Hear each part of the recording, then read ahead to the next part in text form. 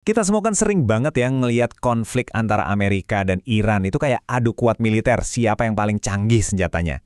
Tapi, gimana kalau cara kita membacanya itu keliru total? Nah, berdasarkan analisis dari Koni Rahakundini Bakri dan Mardi Guowek, ada sudut pandang lain yang bilang ini bukan soal adu kuat, tapi justru Amerika lagi melakukan bunuh diri strategis. Kedengarannya ekstrim ya? Yuk kita bedah bareng-bareng perspektif yang super menarik ini. Oke, kita mulai dari klaim yang paling provokatif. Amerika sedang bunuh diri. Ini adalah inti dari keseluruhan analisisnya. Jadi, konfrontasi dengan Iran yang kita lihat sekarang ini bukanlah sebuah unjuk kekuatan, tapi justru sebuah langkah yang fatal. Ini bukan sekedar perang biasa, ini pertaruhan besar yang katanya bakal bikin Amerika kalah telak. Pertanyaannya, kok bisa? Menurut analisis ini, letak kesalahannya itu bukan di teknologi militer, bukan, tapi di pemahaman sejarah. Coba deh kita bayangin, Amerika itu kan negara yang usianya baru sekitar 200-an tahun ya kan? Sekarang mereka berhadapan dengan Iran, pewaris peradaban Persia yang usianya udah ribuan tahun. Jadi ini ibarat anak baru yang nantangin sesepuh. Mereka dianggap terlalu meremehkan ketangguhan lawannya, dan inilah kesalahan perhitungan yang bisa jadi fatal banget. Dan yang menarik katanya nih, pemicu konflik ini bukan karena Amerika lagi kuat-kuatnya. Justru sebaliknya, mereka lagi rapuh dari dalam. Coba aja lihat, utang negaranya meroket, inflasi tinggi, politik dalam negerinya lagi panas-panasnya. Nah, ada dugaan kuat kalau konflik ini tuh semacam taktik pengalian isu klasik. Bikin musuh di luar negeri biar rakyatnya di dalam lupa sama masalah yang ada. Masuk akal kan? Oke, sekarang kita lihat dari sisi lawannya, Iran. Apa sih yang bikin mereka ini dianggap begitu tangguh?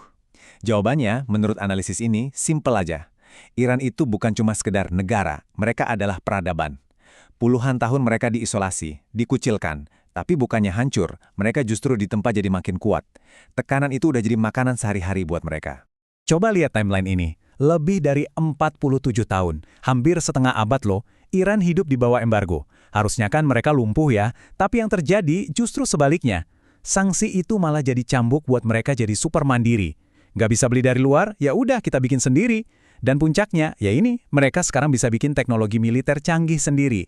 Ini bukti nyata kalau isolasi itu justru bisa melahirkan kekuatan. Dan ini nih, contoh paling gilanya. Rudal balistik hypersonic.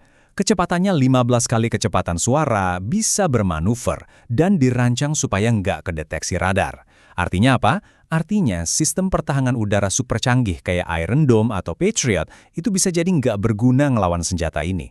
Ini bukan cuma kemajuan teknologi biasa. Ini benar-benar game changer. Aturan mainnya berubah total. Nah, disinilah kita masuk ke bagian paling krusial. Jadi kalau kalian bayangin perang ini adu tank lawan tank atau jet lawan jet, salah besar. Menurut analisis ini, medan perangnya itu beda banget. Strategi inti Iran itu namanya perang asimetris. Simpelnya, gimana caranya bikin kerusakan semaksimal mungkin dengan biaya seminimal mungkin. Cerdas kan? Coba lihat perbandingannya deh. Amerika datang bawa jet tempur dan misil yang harganya triliunan rupiah. Mahal banget. Sementara Iran, katanya, ngelawannya pakai apa? Pakai keroyokan drone murah yang harganya mungkin cuma seharga mobil bekas. Targetnya juga beda. Iran nggak ngejar kemenangan militer di lapangan. Target mereka adalah nyerang titik-titik lemah di ekonomi lawannya. Ini perang otak, bukan cuma perang otot. Dan ini dia rencananya, 4 langkah yang bisa bikin ekonomi global kocar-kacir. Pertama, serang hub penerbangan internasional kayak di Dubai atau Doha. Jutaan orang bisa batal jalan. Kedua, ancam Selat Hormuz, jalur utama minyak dunia. Ketiga, bikin perusahaan asuransi raksasa ketakutan, jadi nggak ada kapal yang berani lewat. Dan yang terakhir, yang paling ngeri nih, ancam putusin kabel fiber optik bawah laut. Padahal, hampir separuh transaksi keuangan dunia lewat situ loh. Setiap langkah ini dirancang buat menciptakan efek domino yang dahsyat. Jangan salah ya, dampaknya ini bukan cuma buat Timur Tengah aja, jauh lebih besar dari itu. Analisis ini melihat konflik ini sebagai pemicu pergeseran kekuatan global. Dominasi Amerika yang udah puluhan tahun kayaknya nggak tergoyahkan, sekarang mulai digoyang, dan konflik ini bisa jadi salah satu pendorong terbesarnya. Salah satu fondasi utama kekuatan Amerika tuh apa coba? Ya, dolar. Nah, lihat data ini. Dominasi dolar di transaksi global itu turun drastis. Dulu bisa 80%, sekarang udah di bawah 55%. Kenapa? Karena negara-negara besar kayak di kelompok BRICS mulai ninggalin dolar dan pakai mata uang mereka sendiri. Ini serangan langsung ke jantung kekuatan ekonomi Amerika. Jadi, kalau kita rangkum, ada 3 pilar utama kekuatan Amerika yang lagi diserang barengan. Supremasi militernya digoyang pakai taktik asimetris. Kontrol mata uangnya dilemahkan sama dedolarisasi. Terus, dominasi energinya terancam karena kekacauan di Timur Tengah. Bayangin aja sebuah gedung super kokoh, tapi fondasinya dihantam dari 3 sisi sekaligus. Pasti goyang kan? Nah, ini momen kerentanan yang luar biasa buat mereka. Oke. Mungkin kalian mikir, terus urusannya sama gue apa? Nah, disinilah poinnya. Analisis ini nunjukin kalau semua urusan geopolitik tingkat tinggi ini ujung-ujungnya nyambung langsung ke dompet kita masing-masing.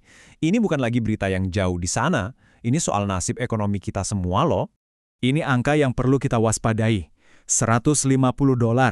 Menurut para ahli keuangan yang dikutip, kalau konflik ini makin panas, harga minyak per barel bisa nembus angka segitu.